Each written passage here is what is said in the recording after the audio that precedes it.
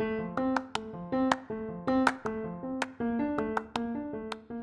you have ever thought about starting your own podcast, you should check out Riverside. Riverside is an online recording studio that lets you record podcasts and video in studio quality from anywhere. And if you click on the affiliated link in the episode description and you buy a subscription, you will also be supporting the podcast. And if you're going to start your own podcast or you just want to continue to listen to great podcasts, you need headphones or speakers. If you click on the Amazon affiliated link, you can get great deals on headphones and speakers. And if you make a purchase, it will also help support the podcast. Both links will be in the episode description if you are interested.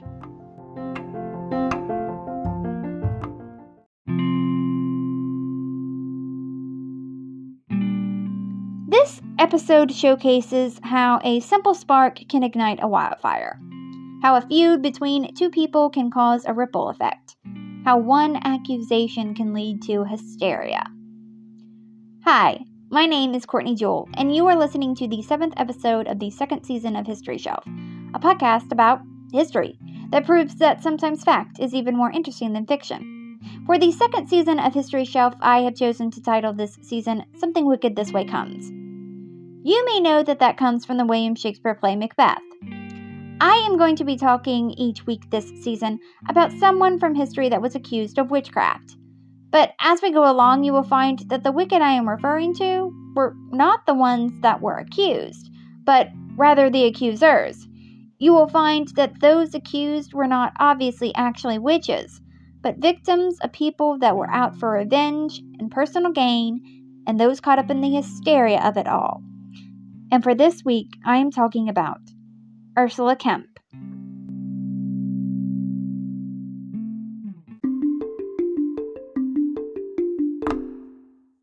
Ursula was a healer and a midwife.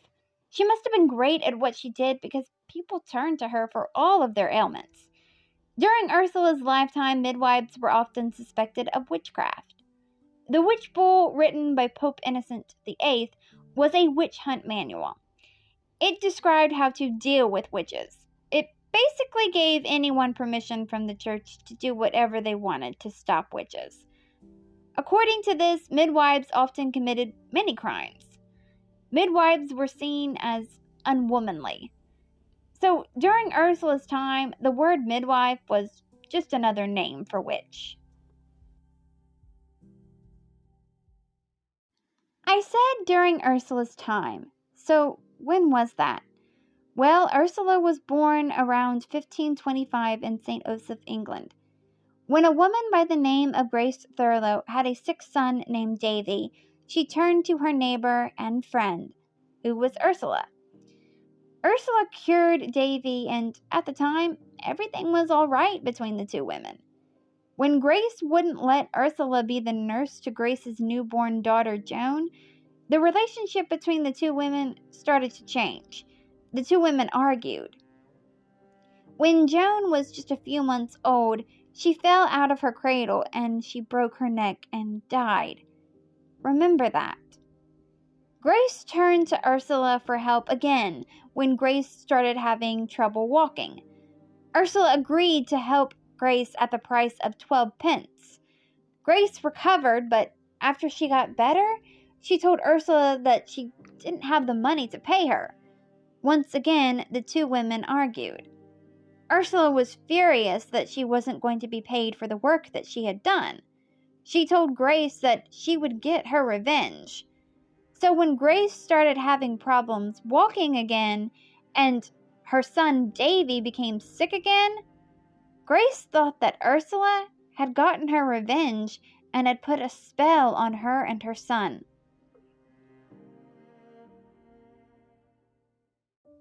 Grace then went to the magistrate to complain about Ursula. Grace claimed that Ursula had made her lame, had made her son sick again, and had even killed her infant daughter, Joan. A man by the name of Brian Darcy was the magistrate. Brian came from a well-to-do family. They had wealth, power, influence, and fame. But Brian hadn't made a name for himself yet, and he didn't want to live in the shadows of his family forever. He wanted to be a star in his own right. Think of him as a 16th century Ashley Simpson, but evil, because Brian sought out fame and power by becoming England's first witch hunter. When Grace came to Brian with the claims that Ursula was a witch, an investigation was started. Grace wasn't the only one that had made accusations against Ursula. Alice Leatherdale said that Ursula wanted to borrow some cleaner from her, but Alice refused to give her any. She said that Ursula was a, quote, naughty beast. Alice also said that Ursula had murmured at Alice's daughter Elizabeth Leatherdale, and later that day, Elizabeth died. Alice said that Ursula had bewitched her daughter to death. Ursula's trial began in February 1582 in Chelmsford, England. Ursula wasn't on trial alone. She was just one of the 14 women that was known as the St. Osoph Witches. The women were Ursula, Elizabeth Bennet, Alice Hunt, Alice Newman, Marjorie Sampson, Cicely Sellis, Elizabeth Eustace, Agnes Glaskett, Margaret Greville, Annice Hurd, Alice Manfield, Joan Pesci, Anne Swallow, and Joan Turner. Some historians have said there were more women that were accused of witchcraft. The accused were kept in what was called the cage after they were charged. The cage was a 2-bedroom cottage. Today, the cage is known as the most haunted place in Essex, possibly all of England. There were a lot of charges that Ursula and the rest of the women were facing. Charges that included preventing beer from brewing, bewitching animals, baking, butter churning, and of course, bewitching people to death. Grace Thurlow and Alice Leatherdale testified against Ursula.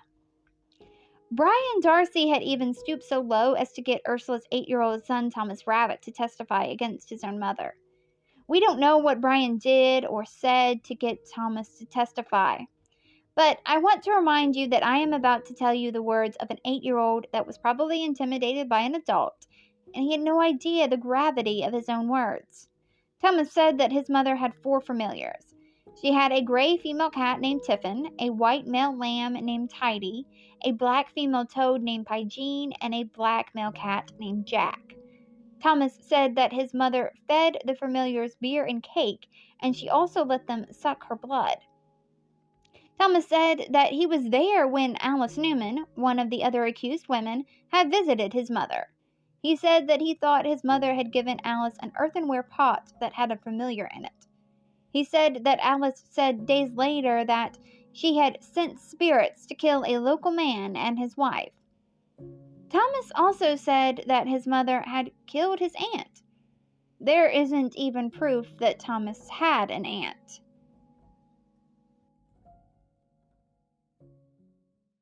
On top of what Thomas had said, Ursula had even confessed to being a witch. Or at least that is what Justice Brian Darcy said. No one can say for sure because this alleged confession was told to Brian in private. Brian said that Ursula told him that about 10 years before she was charged, she had experienced, quote, lameness in her bones. So she went to a local cunning woman for help. A cunning woman is a folk healer. This healer told her that she had been bewitched and she needed to, quote, unwitch herself. To do that, she needed to perform a ritual with hongsdong, charnel, sage, and St. John's wort. Ursula said that she had performed the ritual and she had gotten better. So she then helped 2 other women recover from their lameness and they also got better. So then Ursula said that she started healing her neighbors. She said that her son was right about her 4 familiars. Ursula said that 2 of her familiars were male and 2 of her familiars were female. Ursula claimed that the male familiars killed people while the female familiars brought diseases and destroyed cattle. She said that she used her familiars to make Grace Thurlow lame and to kill Joan Thurlow, Elizabeth Leatherdale, and her own sister-in-law. Now again, we don't even know if the aunt Thomas was talking about even existed. Ursula named some other women as witches, and in return, those women named other women as witches, which is how, in the end, at least 14 women ended up being accused of witchcraft. It is possible that Ursula had confessed to being a witch because she was promised leniency. But if leniency was what she was promised, it is not what she received. Ursula, along with Elizabeth Bennet, was hanged in 1582. The place of their execution is not for certain. It could have been in Chelmsford, or they could have been taken back to their village. That wasn't unusual for women accused of witchcraft to be hanged in their own village and then buried in local unconsecrated ground. Ursula's story doesn't end with her death. In 1921, a man in St. Osoph's named Charles Brooker found 2 skeletons buried in his garden. There were iron nails in the bones of one of the skeletons.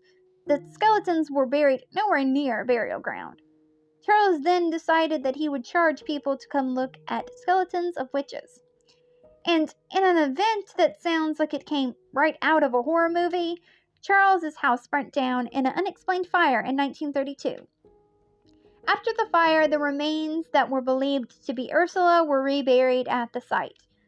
Over 30 years later, the skeleton was illegally exhumed and was sold to Cecil Williamson.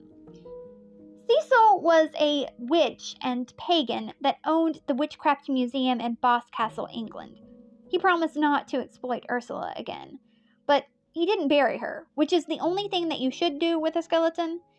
And before he died, he sold his museum.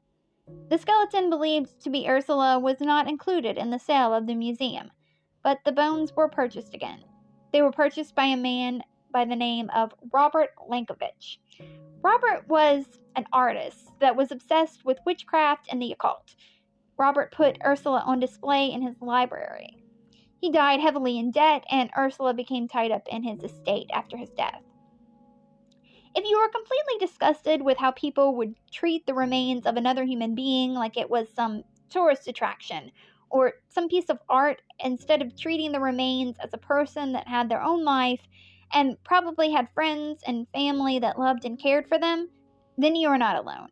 But I have some good news for you. This story has somewhat of a happy ending, or maybe it would be more accurate to say it has somewhat of a peaceful ending.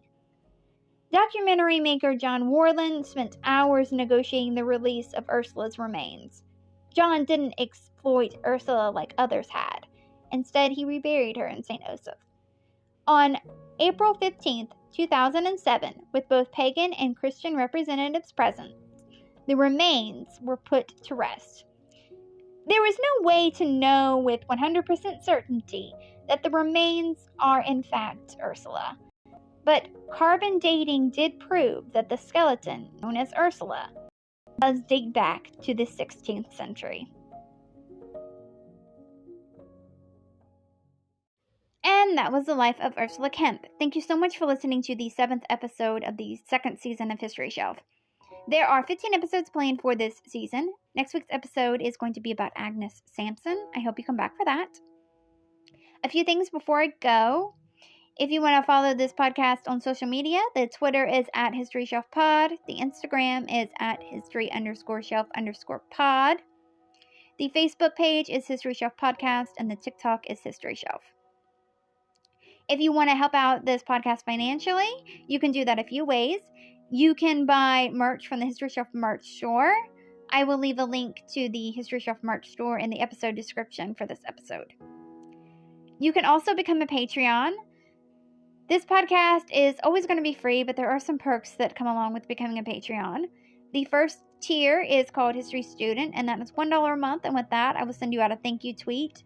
The second tier is called History Fan, and that is $3 a month, and with that, you get the first tier, plus you get to vote in a poll that helps me choose the theme for the next season of this podcast. The third tier is called History Buff, and that is $20 a month. With that, you get the first 2 tiers, plus you will get a handwritten note of thanks mailed to you from me. And the last tier is called History Lover. That is $40 a month. With that, you get the first 3 tiers, plus you get to choose one item from the History Shelf merch store. If you are interested in becoming a Patreon, I will leave a link to the Patreon in the episode description for this episode. If you want to help out this podcast financially, but you don't want any of the merch and you don't want any of the perks, I have turned on listener support on Anchor. But as always, the best way that you can support this podcast is to continue to listen to it. And there are a few other ways that you can help out this podcast for free. One is if you are listening on a platform that lets you rate this podcast 5 stars and or leave a positive review. If you do that, that would be very helpful. Also, sharing this podcast on social media and telling your friends and family that you found a podcast that you think that they will enjoy will help grow this show. All right, well, until next time, keep learning, keep loving history, and come back for next week's episode. Bye.